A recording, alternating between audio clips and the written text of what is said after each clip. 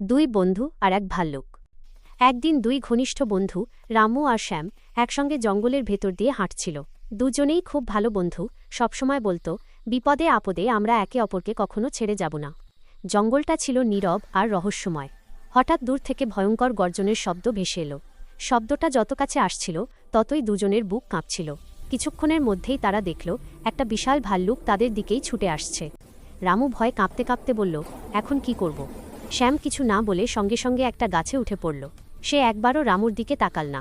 রামু বুঝে গেল সে একা পড়ে গেছে। ভাল্লুকটা একদম কাছে চলে এসেছে।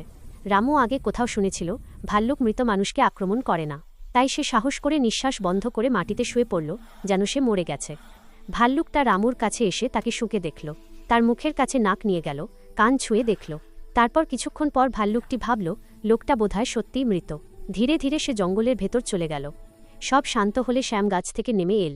হেসে হেসে সে বলল, ভাল্লুকটা তোমার কানে কি বলল?